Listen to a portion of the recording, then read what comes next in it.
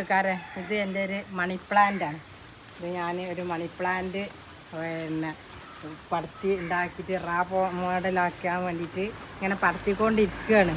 ഇനി ഇങ്ങനെ പടന്ന് ഒക്കെ ശരിയായതിൻ്റെ ശേഷം ഇത് നല്ലൊരു പ്ലാന്റായി വരും. ഇപ്പോൾ ഇങ്ങനെ എത്തിക്കൊണ്ടിരിക്കുകയാണ്.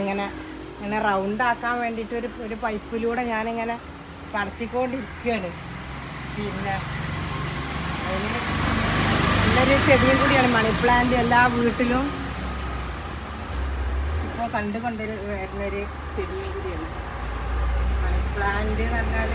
നമ്മുടെ വീട്ടിൻ്റെ അകത്തും കൂടി വളർത്താൻ പറ്റിയൊരു പ്ലാന്റാണ്. അപ്പോൾ നമ്മളെ സൗകര്യത്തിനനുസരിച്ച് നമുക്ക് എവിടെയും വളർത്താം. മുറ്റത്ത് വളർത്താം. പിന്നെ ചെടിക്ക് പിന്നെ ഞാൻ ഈ ചെടി കുഴിച്ചിടുമ്പോൾ ആദ്യം ചട്ടിയിൽ ചകിരിച്ചോറും ചാണാപ്പൊടിയും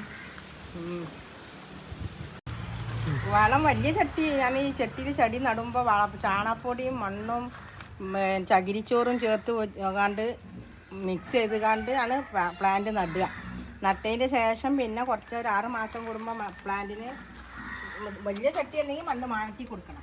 വലിയ ചട്ടിയാണെങ്കിൽ കുറച്ച് പഴയ മണ്ണ് ഇങ്ങനെ കോഴി ഒഴിവാക്കിയിട്ട് പുതിയ മണ്ണും വളപ്പൊടി 6 മാസം കൂടുമ്പോൾ ചേർത്ത് ശരിയാക്കി കൊടുക്കുക. അപ്പോൾ വീണ്ടും ചെടി ഉഷാറായി തളിർത്ത് വളരും. അടുത്തൊരു ചെടിയുടെ ഈ ചെടികൾക്കുള്ള വള ഞാൻ ഇറക്കുന്നതാണ്.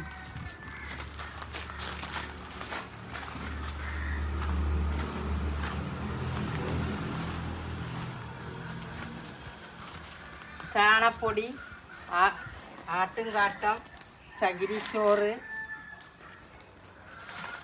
വേപ്പും പുണ്ണാക്ക് എല്ലാം കൂടി മിക്സ് ചെയ്തിട്ട് പിന്നെ കോഴിവളം എല്ലാം കൂടി മിക്സ് ചെയ്തിട്ടാണ് ഞാൻ ഈ ചെടിക്ക് വളം ശേഖരിച്ചിട്ട് എല്ലാം കൂടി മിക്സ് ചെയ്തിട്ടാണ് ഈ ചെടി ഉണ്ടാക്കുന്നത്.